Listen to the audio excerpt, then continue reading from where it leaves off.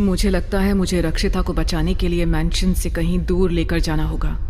यहाँ पर मेरी शक्तियों का इस पर कोई असर नहीं हो रहा है। अगर जल्द से जल्द मैंने रक्षिता को नहीं बचाया तो खतरा और भी ज्यादा बढ़ते जाएगा।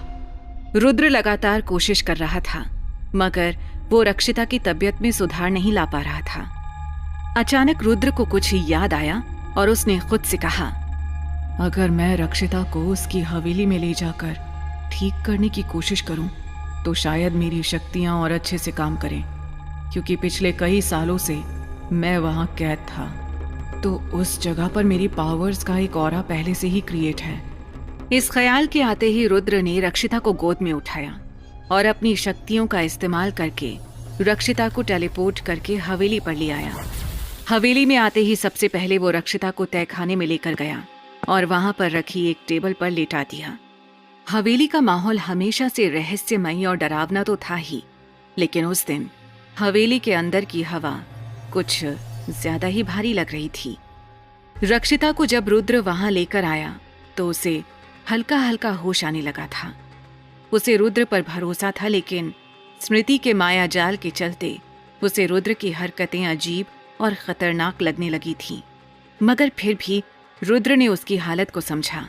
उसके माथे पर हाथ फेरते हुए बोला, मैं जानता हूं कि तुम किसी तरह की मायावी शक्ति के वश में हो, इसलिए तुम अभी मुझ पर भरोसा नहीं करोगी।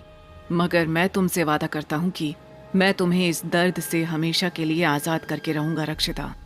अब कोई भी तुम्हारे करीब आकर तुम्हें तकलीफ नहीं पहुंचा पाएगा। इतना कहने के बाद रुद्र ने अपनी शक्तियों का इस्तेमाल करना शुरू किया।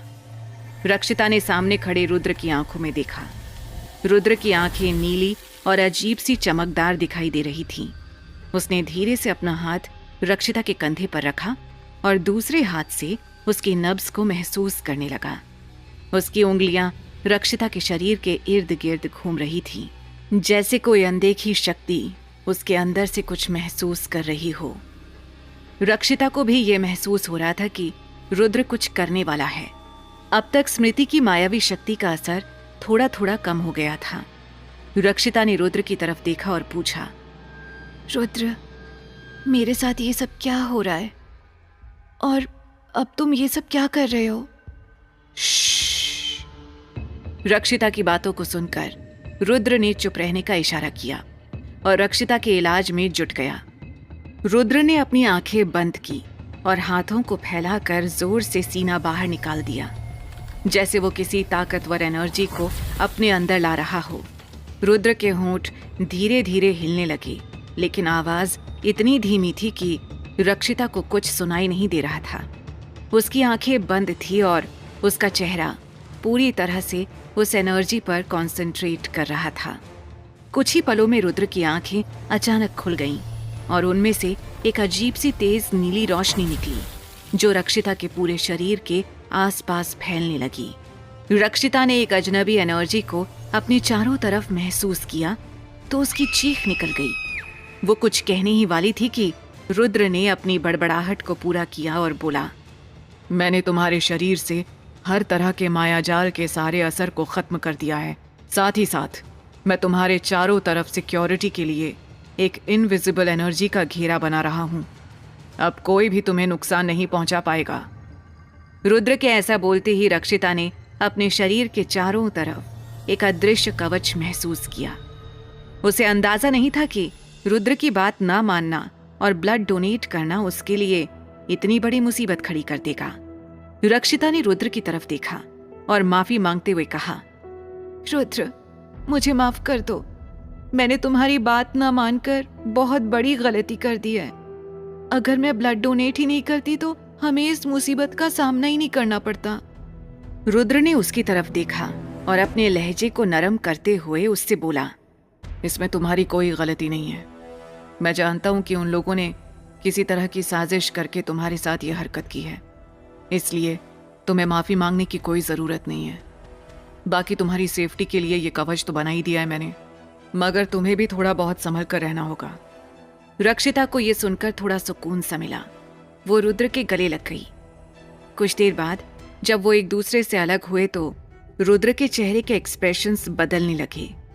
रुद्र भी जानता था कि अगर वो जल्द से जल्द कोई ठोस कदम नहीं उठाएगा तो देशांत और उसके साथियों की तरफ से ये हमला बार बार होता रहेगा। रुद्र के चेहरे पर देशांत के लिए गुस्सा साफ नजर आ रहा था। उसने ठान लिया था कि अब कोई और उसकी रक्षिता को नुकसान नहीं पहुंचा सकेगा। रुद्र ने एक प्लान बनाया और रक्षिता से कहा, रक्षिता, देशांत को कॉल करो और उसे हवेली पे बुलाओ। रुद्र की बात सुनकर रक्षिता थोड़ी हैरान हो गई। उसने रुद्र से सवाल करते हुए कहा, देशांत को बुलाऊं? लेकिन क्यों? और वो यहाँ क्यों आएगा? और तुम ही मुझे बताओ कि उसे बुलाने के लिए क्या बहाना दूं? रुद्र ने एक पल सोचा और फिर कहा, उसे कॉल करके कहो कि तुम शहर में हो रहे मर्डर्स के बारे में उसे कुछ बताना चाहती हो। बोलो तुम्हें लगता है कि शायद तुम्हें पता है खूनी कौन है। ये एक ऐसा बहाना होगा जिससे वो तुरंत यहाँ आने के लिए तैयार हो जाएगा। अब जल्दी से उसे कॉल करो और बुलाओ। रक्षिता को रुद्र का प्लान सही लगा, इसलिए उसने उस पर भरोसा करते हुए वैसा ही किया जैसा उसने कहा था। उसने देशांत को कॉल किया और उसे हवेली में आने को कहा। देशांत को रक्षिता की बात सुनकर थोड़ा शक हुआ, लेकिन उसने सोचा कि शायद रक्षिता कुछ खास इन्फॉर्मेशन शेयर करना चाहती है जो उसके काम आ सकती है। ठीक है, मैं आ रहा हूँ। ये कहकर देशांत ने कॉल काट दिया और अपनी गाड़ी में बैठकर रक्षिता की हवेली की तरफ निकल पड़ा। रक्षिता के बुलाने के बाद कुछ ही पलों में देशांत हवेली में पहुंच गया था। देशांत हवेली में पहुंचा तो रक्षिता ने उसका वार्म वेलकम किया। वो अंदर आया और रक्षिता ने उसे एक बड़े हॉल में बैठाया। हवेली की दीवारों पर लगी रहस्यमय पेंटिंग्स और छत पर लटके हुए पुराने झूमर देशांत को एक अलग ही एक्सपीरियंस दे रहे थे। देशांत ने रक्षिता से पूछा, कहो रक्षिता, तुम मुझे क्या इन्फॉर्मेशन देना चाहती हो? इन्फॉर्मेशन तुम्हें रक्षिता नहीं, मैं दूंगा। देशांत ने जैसे ही ये आवाज सुनी उसने पलट कर देखा। उसे दूसरे कमरे से रुद्र हॉल के अंदर आता हुआ दिखाई दिया। रुद्र के चेहरे पर एक अलग ही गुस्सा था। उसने बिना किसी देरी के देशांत की तरफ कदम बढ़ाए और अपनी आंखों में गहरी नफरत लाकर उससे बोला, देशांत, मैंने तुम्हें कई बार वार्निंग दी थी कि रक्षिता से और मेरी फैमिली से दूर रहो, लेकिन तुमने मेरी बात नहीं मानी। तुमने जो आज किया उसके बाद तो तुम्हें समझ जाना चाहिए कि तुम्हारा आखिरी वक्त अब नजदीक है। देशांत को अब रक्षिता और रुद्र का सारा प्लान समझ आ गया था। रुद्र के इरादे का अंदाजा हो गया था। वो समझ गया था कि उसे हवेली पर बुलाना एक साजिश है। उसने डरते हुए रुद्र से कहा, रुद्र, मुझे माफ कर दो। मैंने जो कुछ किया वो सिर्फ आकाश के कहने पर किया था। मैं नहीं चाहता था कि किसी को तकलीफ हो। प्लीज मुझे एक बार माफ कर दो। आइंदा से मैं ऐसा कुछ नहीं करूंगा। लेकिन रुद्र की आंखों में अब माफी की कोई जगह नहीं थी। वो बहुत गुस्से में था और उसकी नीयत बिल्कुल साफ थी और इरादा भी देशांत को खत्म करना। वो रक्षिता को अब और तकलीफ में नहीं देख सकता था। रुद्र ने अपने हाथों से एक चमकदार एनर्जी का गोला बनाया और उसे देशांत की तरफ फेंका। देशांत के पास बचने का कोई रास्ता नहीं था। जैसे ही वो एनर्जी देशांत के शरीर में दाखिल हुई, वैसे ही देशांत तड़पने लगा। उसका सारा खून सूखने लगा था। वो वहीं पर पड़ा पड़ा दम तोड़ने लगा। कुछ ही पलों में देशांत की सांसें रुक गईं और वो जमीन पर सिमट गया। रक्षिता ने ये सब अपनी आंखों के सामने होते हुए देखा तो वो पूरी तरह से डर गई। उसने कभी नहीं सोचा था कि रुद्र ऐसा भी कर सकता है। उसे लगा कि रुद्र सिर्फ उसकी प्रोटेक्शन के लिए लड़ेगा, पर जान लेने के बारे में उसने कभी सोचा भी नहीं था। ये डरावना मंजर देखकर वो घबरा गई। उसका दिल जोर जोर से धड़कने लगा और उसे समझ नहीं आया कि वो क्या करे। उसे रुद्र का ये रूप पसंद नहीं आया। वो वहां से भागना चाहती थी। इतने में ही उसे रुद्र की दी हुई अंगूठी के बारे में ख्याल आया। उसने तुरंत अपनी अंगूठी को घुमाया और गायब हो गई। रुद्र ने जैसे ही देशांत को मारा, उसने रक्षिता की तरफ देखा, लेकिन रक्षिता वहां नहीं थी। वो हैरानी से उसे सब जगह ढूंढने लगा। रक्षिता, कहाँ हो तुम? रुद्र ने इधर उधर देखा, लेकिन रक्षिता का कोई नामो निशान नहीं था। अंगूठी के इस्तेमाल से गायब होकर अब वो किसी ऐसी जगह छिप गई थी जहां रुद्र उसे ढूंढ नहीं सकता था। रुद्र को इस बात का एहसास हुआ कि रक्षिता अब उससे डरने लगी है।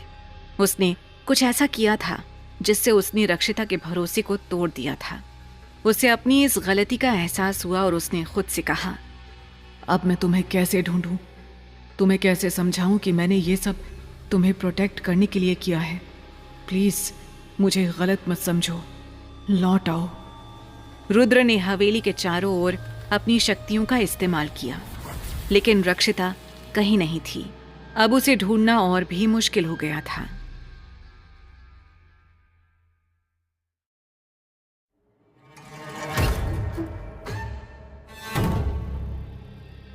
रक्षिता, मेरी बात का यकीन करो, मैंने जो कुछ भी किया है तुम्हें बचाने के लिए किया है। इस तरह मुझसे दूर रहकर तुम मुझे ही तकलीफ दे रही हो। मैं जानता हूं मैंने जो किया वो गलत था, पर तुम्हें भी समझना चाहिए मैं तुम्हें लेकर ओवर प्रोटेक्टिव हूं। रुद्र हवेली में चारों तरफ रक्षिता को ढूंढ रहा था, साथ ही साथ वो अपने प्यार का इजहार भी करते जा रहा था, मगर रक्षिता उसे कहीं नजर नहीं आ रही थी और ना ही रक्षिता उसके सामने आना चाहती थी। देखते ही देखते हवेली में अजीब सा सन्नाटा फैल गया था। हवेली के चारों तरफ काले बादल घिरे हुए थे, जैसे कोई तूफान आने वाला हो। रुद्र वहीं कमरे में बैठा था, उसकी आंखें बंद थीं और दिमाग में रक्षिता की तलाश चल रही थी। उसने रक्षिता की छिपने की जगह का अंदाजा लगाने की कोशिश की। इसके बाद यूं ही बैठे बैठे उसने आंखें बंद करके बड़बड़ाते हुए कहा, रक्षिता, तुम मुझसे दूर नहीं जा सकती। मैं तुम्हें ढूंढ कर रहूंगा। चाहे तुम मुझसे छिपने की कितनी भी कोशिश कर लो, मगर मेरी दी हुई शक्तियों को मेरे खिलाफ इस्तेमाल नहीं कर सकती हो। जैसे ही रुद्र ने अपनी पावर्स और कंसंट्रेशन को और गहरा किया, उसकी शक्तियों ने रक्षिता की मौजूदगी को महसूस किया। वो किसी जंगल के पास एक पुरानी इमारत में छिपी हुई थी। वो डर में थी और खुद को छिपाने की कोशिश कर रही थी, लेकिन रुद्र की शक्ति के सामने वो ज्यादा देर तक छिप नहीं सकी। रुद्र को जैसे ही उसकी लोकेशन का पता लगा, रुद्र खुद को टेलीपोर्ट करके वहां चला गया। रक्षिता एक कोने में छिपी बैठी थी, उसकी आंखों में डर फैला हुआ था। रुद्र धीरे धीरे उसके पास आया। उसकी आंखों में गुस्सा नहीं था, बल्कि एक अजीब सी नरमी थी। रक्षिता ने उसे देखा और डरते हुए कहा, रुद्र, मेरे करीब आने की कोशिश मत करो। मैंने तुम्हारी असलियत देख ली है। तुम भी एक शैतान की तरह ही हो, जो किसी की जान लेने से पहले एक बार भी नहीं सोचता है। रुद्र को रक्षिता की ये हालत समझ आ रही थी, इसलिए वो उस पर किसी भी तरह की जोर जबरदस्ती नहीं करना चाहता था। रुद्र उसके पास बैठ गया और उसकी आंखों में देखा। उसकी आवाज में मोहब्बत थी। रक्षिता, मैं तुम्हें ऐसे नहीं छोड़ सकता। तुम मेरी हो और मैं तुम्हें तकलीफ पहुंचाने वाले हर शख्स के साथ यही करूंगा। जो कुछ भी हुआ वो सब तुम्हारी भलाई के लिए था। अगर आगे भी कोई तुम पर आंख उठाकर देखेगा तो उसका यही हश्र होगा। अब तक रुद्र समझ चुका था कि रक्षिता इस सदमे को कभी नहीं भूलेगी और हमेशा उसे एक गलत आदमी ही समझेगी, और रुद्र उसे समझाने पर और वक्त जाया नहीं करना चाहता था। इसलिए उसने इस प्रॉब्लम का सल्यूशन अपनी शक्तियों से निकालने का सोचा। रुद्र ने अपनी उंगलियों को धीरे से रक्षिता के माथे पर रखा। उसकी आंखों से हल्की नीली रोशनी निकली, जो धीरे धीरे रक्षिता की मेमोरी में एंटर करने लगी, और देखते ही देखते रुद्र ने दिशांत की मौत से जुड़ी सारी यादों को मिटा दिया। रुद्र के चेहरे पर अब एक अजीब सी राहत थी। मेमोरी इरेज होने के बाद रक्षिता की आंखों से भी वो डर और खौफ खत्म हो चुका था। उसे अब कुछ भी याद नहीं था कि दिशांत की मौत कैसे हुई। रुद्र ने उसकी तरफ देखा और उसके सवाल पूछने से पहले ही बोला, मैं जानता हूं कि तुम क्या सोच रही हो। तुम यही जानना चाहती हो ना कि तुम यहाँ कैसे पहुंची। जब मैं घर आया तो तुम किसी मायावी जाल के वश में आकर बेहोश पड़ी थी, इसलिए मुझे तुम्हारे इलाज के लिए तुम्हें यहाँ लेकर आना पड़ा। वैसे अब सब कुछ ठीक है, तुम्हें किसी चीज से डरने की जरूरत नहीं है। रुद्र ने बातों को घुमाकर रक्षिता को यकीन दिला दिया था कि वो उसे बचाने के लिए यहाँ लाया है। रक्षिता भी सब भूलकर उसे उसकी इस मेहरबानी के लिए शुक्रिया अदा करने लगी। मैं जब भी मुसीबत में होती हूँ, तुम कहीं ना कहीं से किसी फरिश्ते की तरह आकर मुझे बचा लेते हो। शुक्रिया रुद्र, आज तक तुमने मेरे लिए जो कुछ भी किया है वो उम्मीद से कहीं ज्यादा बढ़कर है। ये बातें करते वक्त रक्षिता की आंखों में रुद्र के लिए एक अलग ही प्यार उभर रहा था। रक्षिता को अब सिर्फ रुद्र के करीब होने का एहसास हो रहा था। उसने उसके करीब आकर उसे गले से लगा लिया। दोनों के बीच अब कोई डर नहीं था। वो पल दोनों के लिए खास और सुकून भरा था। रक्षिता को अब सिर्फ रुद्र का साथ चाहिए था और रुद्र उसे कभी खोना नहीं चाहता था। देखते ही देखते रुद्र ने रक्षिता के होठों पर अपने होठ रख दिए। उस इमारत की उन पुरानी दीवारों के पीछे एक प्यार और भरोसे का रिश्ता फिर से बनने लगा था। रक्षिता ने अपने सारे डर और शक को पीछे छोड़ दिया था। इसके बाद वो दोनों दोबारा मैंशन आ गए। आधी रात को जब सब कुछ शांत हुआ तो रुद्र ने अचानक महसूस किया कि सब कुछ अभी भी सही नहीं है। उसने खुद से सोचते हुए कहा, दिशांत तो सिर्फ एक मोहरा था, कोई और भी है जो रक्षिता पर नजर रखे हुए है। मुझे दिशांत के रक्षिता को तकलीफ पहुंचाने के पीछे की असली वजह जाननी होगी। इतना तो समझ आ गया है कि दिशांत अकेले काम नहीं कर रहा था, कोई और था जो उसे रक्षिता के पीछे लगाए हुए था। यह बात जहन में आते ही रुद्र ने अपनी शक्तियों को फिर से इस्तेमाल किया और जंगल की तरफ निकल पड़ा। जंगल की हवा में अजीब सी सनसनी थी, जैसे कोई खतरनाक रहस्य वहां छिपा हो। उसने अपनी आंखें बंद की और अपनी शक्तियों को चारों तरफ फैलाया। थोड़ी देर बाद उसे वो जवाब मिला जो वो ढूंढ रहा था।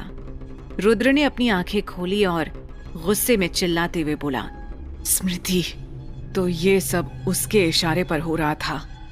मैं भी देखता हूँ वो रक्षिता को नुकसान कैसे पहुंचाती है। मैं दोबारा तो उससे मिलना नहीं चाहता था, मगर उसने मुझे अब मजबूर कर दिया है। लेकिन उसके मन में अब एक सवाल और गहराता जा रहा था कि स्मृति ऐसा क्यों कर रही थी।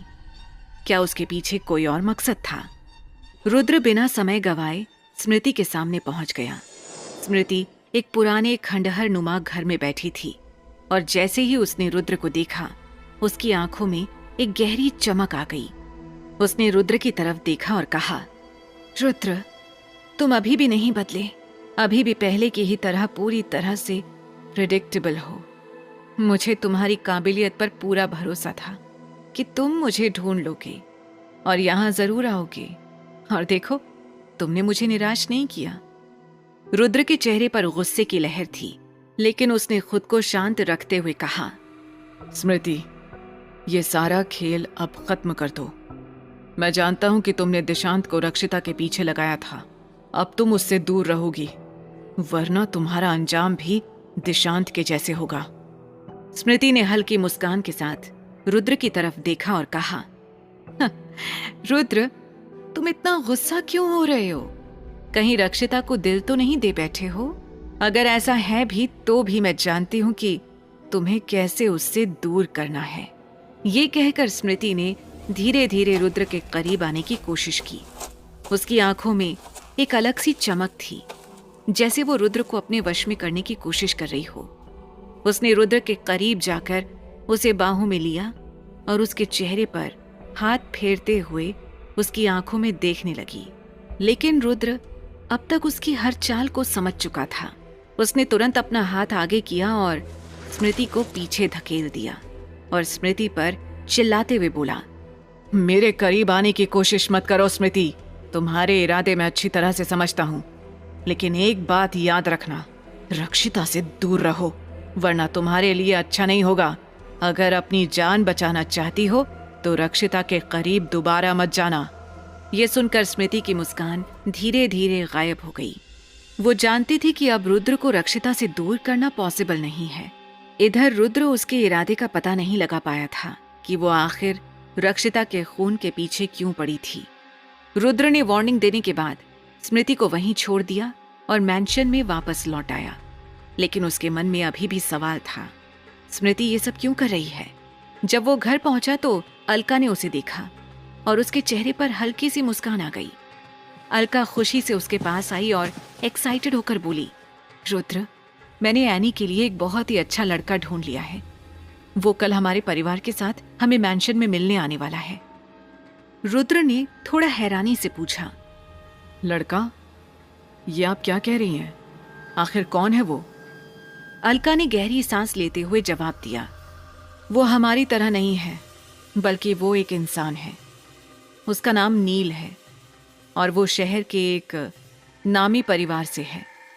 मैंने उसका बायोडेटा देखा है और उसके कैरेक्टर के बारे में भी पता लगाया है। मुझे लगता है कि वो एनी के लिए एकदम सही रहेगा।